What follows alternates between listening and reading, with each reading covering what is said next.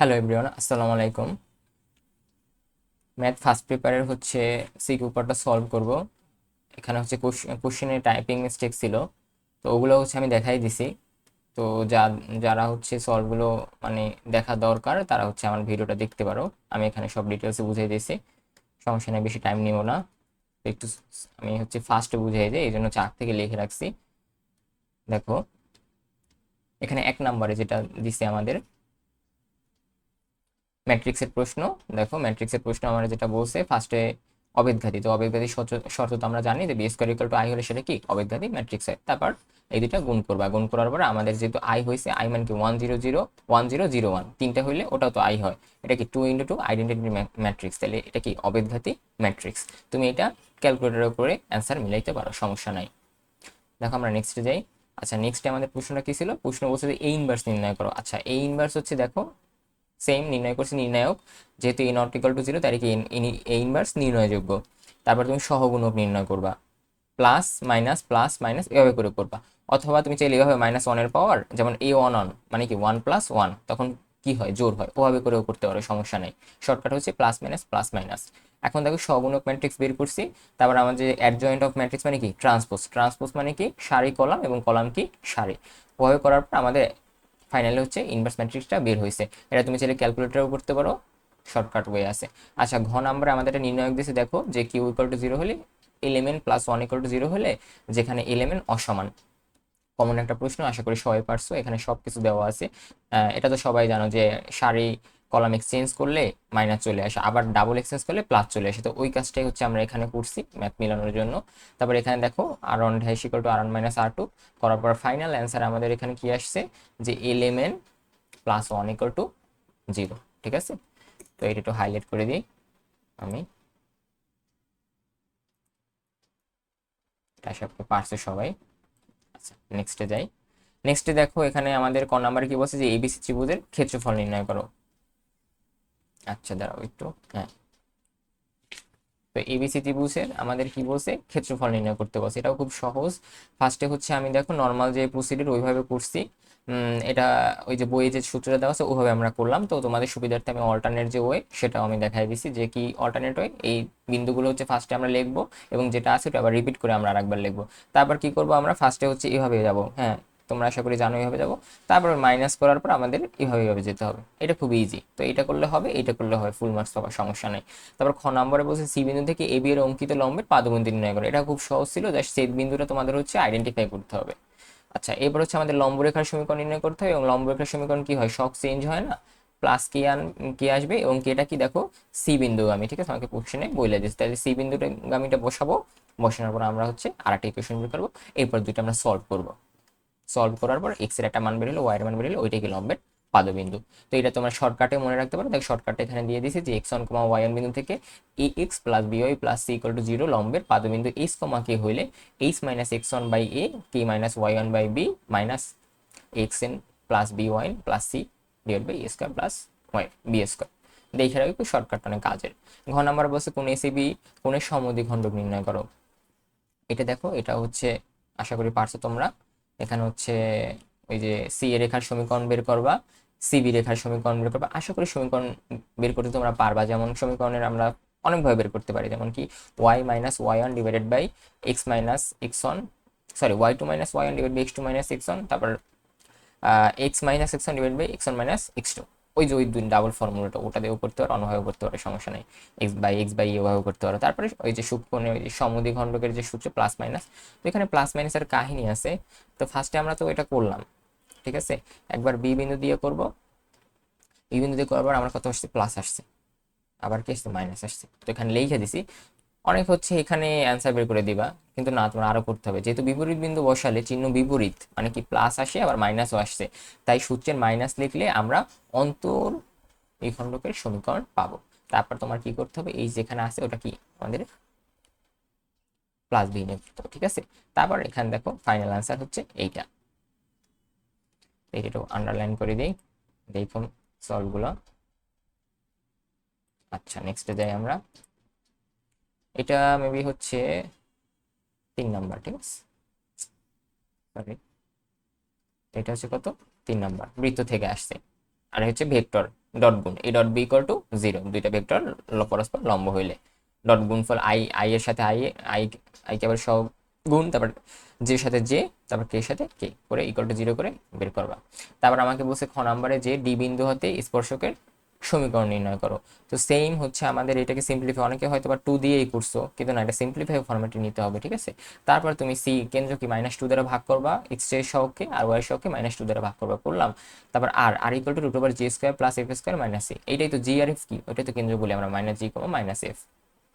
তারপর বি হচ্ছে -4, মানে -5,4 বিন্দুগামী। তো আমরা জানি যে এম ঢাল বিশিষ্ট x1, y1 বিন্দুগামী সরলরেখার হচ্ছে সমীকরণ y - y1 m × x - x1। বিন্দুগুলো বসে একটা সমীকরণ পাবা।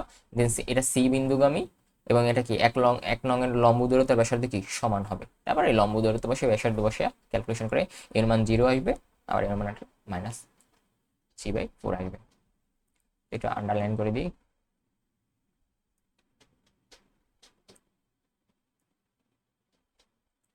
দেখো গ নাম্বার বলছে উদ্দীপকের বৃত্তটির সমীকরণ নির্ণয় করে। এটা হচ্ছে তোমাদের তিনটা বিন্দু নিয়ে কাজ করতে হবে, ঠিক আছে। তো এই যে দেখো এখানে ফাইনাল অ্যান্সার কিন্তু আমাদের, এইটা কিন্তু এই যে হয়ে গেল, এই কিন্তু ক্ষয়ের। আর একটা শর্টকাট আছে, সেই শর্টকাটটা কি, যেমন এটা তোমরা জানো যে স্পর্শকের যদি সমীকরণ তো আমরা বের করি, যদি দৈর্ঘ্য হতো তাহলে যেটা থাকবে রুট ওইটার ভিতরে ওইটা দিয়ে দিবা। যেমন এখানে 2x² আছে না, এটা সহ না, তুমি ফার্স্ট একে সিম্পলিফাই ফর্মেটে নিবা, নেওয়ার রুট দেওয়ার পর এইটা হচ্ছে ভিতরে দিবা, এবং যে বিন্দু বলবে ওইটা তুমি ইনক্লুড করে দিলে স্পর্শকের হচ্ছে তুমি দৈর্ঘ্য পেয়ে যাবা। যেমন বি বিন্দু যদি বলে, বি বিন্দু এখানে বসে তোমরা স্পর্শকের দৈর্ঘ্য বের করতে পারবা। এটা তো আমরা সমীকরণ বের করতে পারি। যদি কখনো বলে একটা সমীকরণ দিয়ে যেটা স্পর্শকের দৈর্ঘ্য বের করে, তাহলে একবার রুট দিয়ে তুমি ওইটা বিষয় ভিতরে বসাই দিবা এবং যে বিন্দু থাকবে ওইটা ইনক্লুড করে দিবা।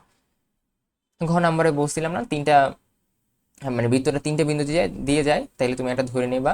ধরার পর আমরা কি করব, এ হচ্ছে 2,3, ওটা দিয়ে একটা ইকুয়েশন বের করবো। বি হচ্ছে -5,4, ওটা দিয়ে একটা ইকুয়েশন বের করবো। সি হচ্ছে -6,4, এটা দিয়ে ইকুয়েশন বের করবো। দেন কোনো কাহিনী নেই, জাস্ট ক্যালকুলেটারে, ঠিক আছে। ক্যালকুলেটর ক্যালকুলেটর ক্যালকুলেটর আমরা সলভ করে জিএফসি এর মান বের করবো। তারপর এটা বসায়া আমরা হচ্ছে ফাইনালি এই যে যেটা পেয়েছি এটা কিন্তু আমাদের অ্যান্সার। তো এটা হচ্ছে আন্ডারলাইন করে দিই।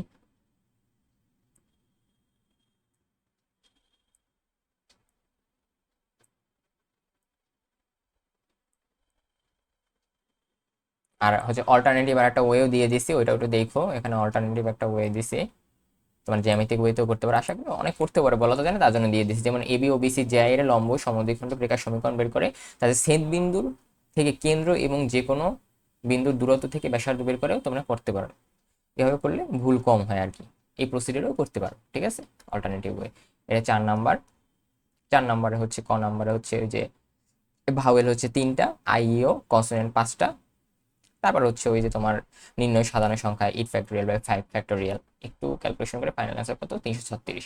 এখন আমার বলছে দৃশ্য একের একের অঙ্কগুলো পুনরাবৃত্তি না করে 1000 চেয়ে ছোট এবং 5 দ্বারা বিভাজ্য কতগুলো অর্ধগুণের সংখ্যা গঠন করা যায় তা নির্ণয় করো। এখানে সব দেওয়া আছে দেখো, শেষে কিন্তু 0 ফিক্স, তাহলে কি 9 × 1, আর 5 ফিক্সড হলে 8 × 1। এখানে হয় 17টা, আর 3 ডিজিটের ক্ষেত্রে হয় তোমার এখানে 72টা। তো সব যোগ করার পর এখানে ফাইনাল অ্যান্সার আসছে 154, ঠিক আছে। গ নাম্বারে বলছে দৃশ্যকল্প 2 উল্লেখিত ফাংশনের বিপরীত যোগ্যতা যাচাই পূর্বক এফ ইনভার্স এক্স নির্ণয় করো। তো এফ ইনভার্স এক্স নির্ণয় করার জন্য আমাদের এক ফাংশন হইতে হবে প্লাস সার্বিক ফাংশন হইতে হবে। তো ফার্স্টে আমরা দেখছি এটা এক ফাংশন কিনা, দেখো এটা কিন্তু আমাদের এক ফাংশন হয়েছে। আচ্ছা, এবার আমরা দেখলাম যে এটা সার্বিক ফাংশন হয় কিনা। তো দেখো এখন যেহেতু তোমার প্রশ্নে কিন্তু কোডুমন দেওয়া নেই, তাহলে কোডুমন ইকুয়াল টু কি রেঞ্জ হবে, তাহলে সেটা কি এক সার্বিক উভয় হয়েছে না। এখন আমরা হচ্ছে ইনভার্স নির্ণয় করব। তো ইনভার্স নির্ণয় করার পর দেখো আমাদের যেটা আছে ওইটাই আসে। তার মানে কি, মানে উদ্দীপকে যেটা দেওয়া ছিল ওইটাই কিন্তু আমাদের আসছে। তাহলে এটাকে আমরা বলতে পারি সেলফ ইন্টারভাল, মানে হচ্ছে তোমার যেটা ফাংশন মূল ফাংশন দেওয়া ছিল ইন্টারভাল ফাংশন কিন্তু একই, ঠিক আছে। এটাও তোমরা বলতে পারো, সমস্যা নাই। এখানে কিন্তু আবার শর্টকাটও আছে। শর্টকাট হচ্ছে এই যে দেখো, তুমি এই যে শর্টকাট ইউজ করতে পারো। জাস্ট কি করতে হবে, এই যে তোমার এটা এক্সচেঞ্জ করতে হবে, মাইনাস হবে, জাস্ট উল্টে যাবে এটা। তারপরে এ এর মান 4, বি এর মান -7, সি এর মান ডি, এর মান বি এর মান সি এর মান কই বাবা, এই যে এখানে দেখো এক্স এর সাথে যেটা থাকবে এটা এ, এটা -7 বি, এটা সি, এটা ডি। বসানোর পর তুমি একদম একবারে ফাইনাল অ্যান্সারটা বের করতে পারি শর্টকাট। আর ক নম্বরে হচ্ছে কোশ্চেনে ভুল, ঠিক আছে, কিরকমের ভুল, তুমি দেখো এখানে কি বলছে tan স্কয়ার θ/2, কিন্তু আমাদের ফাইনালি প্রুফ করলে আসে cot স্কয়ার θ/2। যদি তোমার হচ্ছে কোসেক স্কয়ার থিটা মাইনাস কট স্কয়ার থিটা হইতো, তাইলে কিন্তু তোমার হচ্ছে tan স্কয়ার θ/2 হইতো। তো বোর্ডে আবার হচ্ছে প্রিন্টিং মিস্টেক, এগুলো আসলে কিছু বলার নাই, কেন বারবার এগুলো করে আল্লাহ ভালো জানে। ক নাম্বারে যাই, দেখো ক নাম্বারে হচ্ছে আমাদের হচ্ছে সিএবি 90, সিএবি এটা তো 90 আমরা জানি।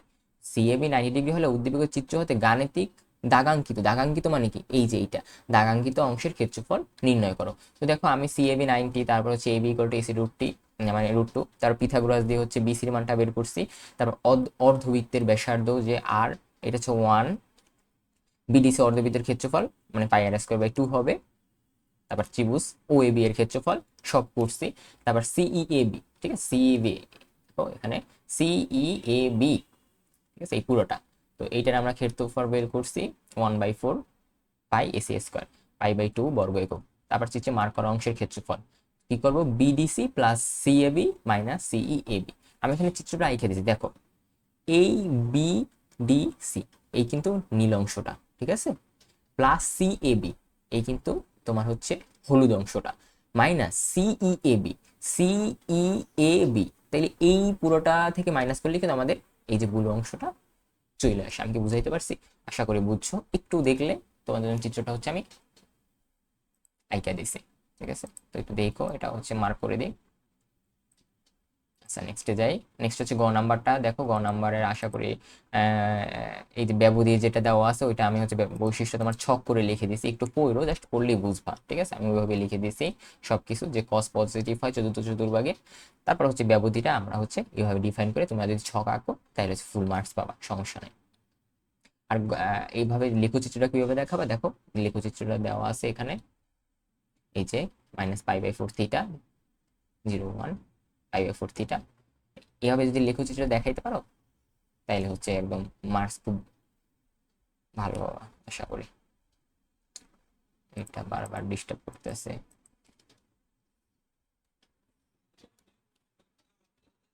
এটা কি এক্স অক্ষ রেডিয়ান।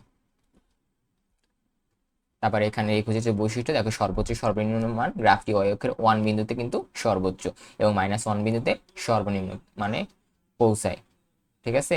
তারপর হচ্ছে প্রতিসাম্যতা সিমেট্রি, y অক্ষের সাপেক্ষে সম্পূর্ণ প্রতিসম উল্টানো ঘন্টার মতো বা বেল শেপ, লাল বিন্দুগুলো মানগুলোকে নির্দেশ করেছে, কিন্তু এখানে সব দিয়ে দিছি, দেখো একটু তোমাদের জন্য অ্যানালাইসিস করে দিছি।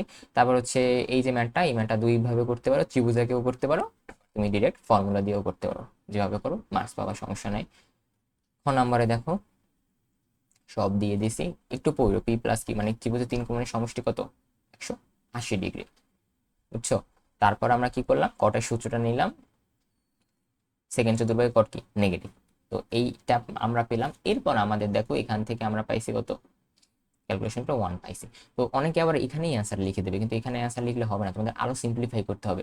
দেখো এই যে আমরা যেহেতু এইটা কিন্তু অন না, তো এইটার জায়গায় আবার এই মানটা ইনপুট দিতে হবে না, মানে অনের জায়গায় কিন্তু তোমার এই মানটা আবার ইনপুট দিতে হবে, তো এইটা দিতে অনেকে ভুলে যায়, তোমার কিন্তু ফুল এটা দিতে হবে। এই অংশটা স্কিপ যদি করো তাহলে কিন্তু মার্ক কাটা যাবে। আমি দিতে পারছি, একটু দেখো, বেশি ডিটেলস বুঝাইলাম না, ভিডিও লেন্দি হয়ে যাবে।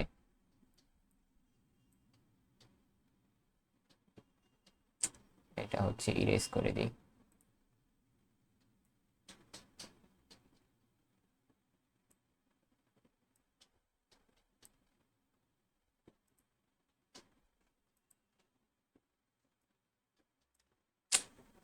ইরেজ করতে দেয়া।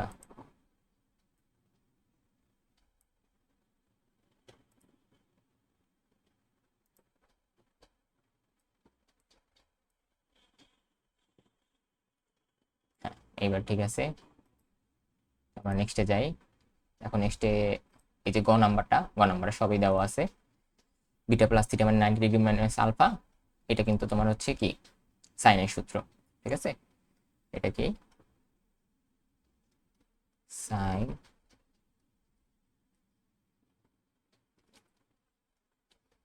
সাইনের সূত্র।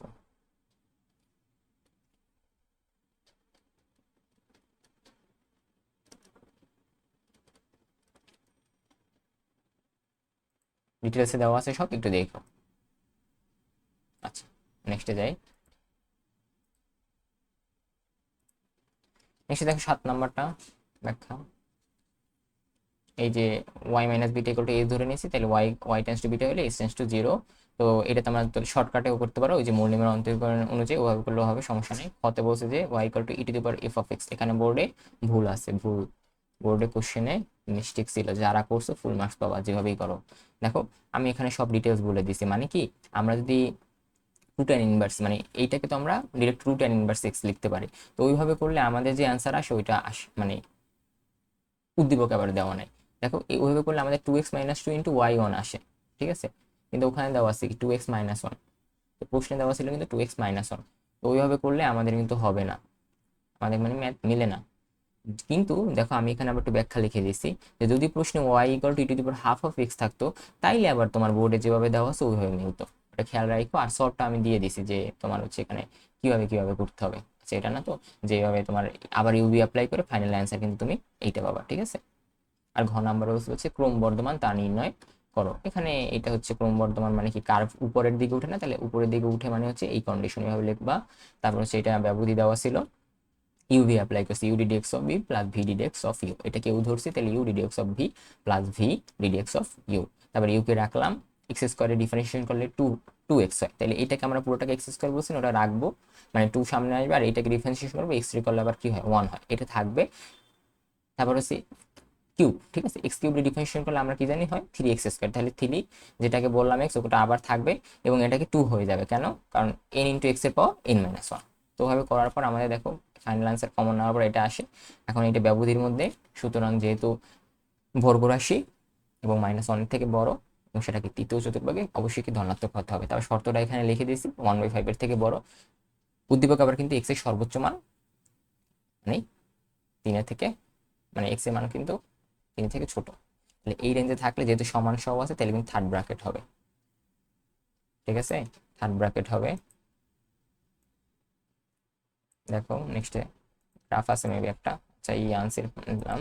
হ্যাঁ দেখো তোমরা অনেকে কিন্তু এখানে এই যে এভাবে বের করে দিয়ে অ্যান্সার দিবা, কিন্তু প্রশ্নে কিন্তু ব্যবধি হচ্ছে -1,3 দেওয়ার, মানে 3-এর মধ্যে সীমাবদ্ধ কিন্তু দেওয়া আছে, দেখছো কোশ্চেনে ব্যবধি 3-এর মধ্যে যেহেতু সীমাবদ্ধ, তাইলে কিন্তু তোমাদের এই শুধু এরকম বের করলেই হবে না।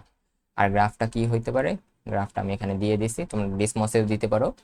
দেখো এই যে এটা ব্লু, ব্লু অংশ কি মিন করে, মানে ব্লু অংশটা কিন্তু -1 থেকে শুরু হয়েছে, তারপর কি 2 পর্যন্ত গেছে, ঠিক আছে। তাইলে এইটা কি নির্দেশ করে, এটা কিন্তু শুধুমাত্র তোমার নিচের দিকে নামছে। আবার দেখো সবুজ অংশটা কি উপরের দিকে উঠছে, এরপরে কি আবার এখান থেকে উপরে গেছে। তাইলে ফাইনাল কথা হচ্ছে এই যে এক্স ইকুয়াল টু যে সমান্তরাল না, এটা হচ্ছে ইনফ্লেকশন, এবং এখানে কিন্তু ঢাল 0 হয়, ঠিক আছে, এখানে ঢাল 0 হয়। দেখো গ্রাফটা 8 নম্বরটা এটা পারছো আশা করি। ওই যে সাইন এক্স এর জেড ধরলে সাইন এক্স ডিফারেন্সিয়েশন করলে cos x, আর dz এর করলে dz বাই dx, dx ইকুয়েশনে cos x dx equal dz, তারপর cos x dx dz tan inverse z 1 divide 1 plus x square, মানে কি tan ইনভার্স z। তারপর আংশিক ভগ্নাংশের ম্যাথটা এখানে ওই যে ভাগ করে এটা দ্বারা গুণ করতে হবে। তারপরে এই যে সহগ সমকৃত করতে হবে, এবং সহগ সমকৃত করার পর এ বি সি এর মান বের করার পর তারপর আমরা এখানে কিন্তু অনেক ক্যালকুলেশন আছে, বলে করি নাই, ফাইনাল অ্যান্সারটা লিখে দিচ্ছি। ঘ নাম্বারে একটা ক্ষেত্রফলের ম্যাথ আসছে, এবং সেটা 3 দেওয়া আছে। দেখো আমরা কি জানি, উপরের কার্ভ মাইনাস নিচের কার্ভ, এই যে উপরের কার্ভ মাইনাস নিচের কার্ভ। অনেকে হয়তো বা লিমিট 0 থেকে 1 দিয়ে করছো, যেহেতু মানে এ নাও দিতে পারো অনেকে ভুলে, ওভাবে হবে না, পার্শিয়াল পেতে পারো। এক্স ইকুয়াল টু 0 থেকে এক্স ইকুয়াল টু এ হবে, একটু খেয়াল রাখো কার্ভ। তো এই কার্ভ কোনটা, ওয়াই কার্ভ, প্রথম চতুর্ভাগে প্লাস, আর ওয়াই নিচেটা হচ্ছে 2x, তারপর দেওয়ার পর 1/3 স্কোয়ার, ঠিক আছে। তারপর শর্ত মতো 1/3 স্কোয়ার 3 দেওয়া আছে, তাহলে এর মান হচ্ছে 3, এবং সেটা কি 0 থেকে বড় প্রথম চতুর্ভাগে, তাহলে এর মান কি 3 হবে।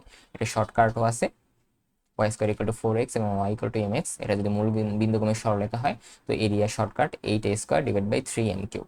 তো 8a², তারপর 3 এম এর মান কত আমাদের যেটা দেওয়া ছিল উদ্দীপকে, দেখো এটা কিন্তু আমাদের 2 ছিল এম এর মান। ঠিক আছে, তো এইটা হচ্ছে ফাইনাল সলভ। সবাই দেখো তো। আর ভিডিওটাও ছাড়তে একটু লেট হয়ে গেছে, আমার আসলে ভার্সিটিতে খুব মানে প্রেশার যাচ্ছে, এই জন্য আসলে কন্টিনিউ করতে পারি নাই। সলভ ভিডিওগুলো একটু দেখো, আর যদি ভালো লাগে তাহলে হচ্ছে বন্ধুদের সাথে শেয়ার করো এবং চ্যানেলটা সাবস্ক্রাইব করো। সবাই ভালো থাকো, আসসালামু আলাইকুম।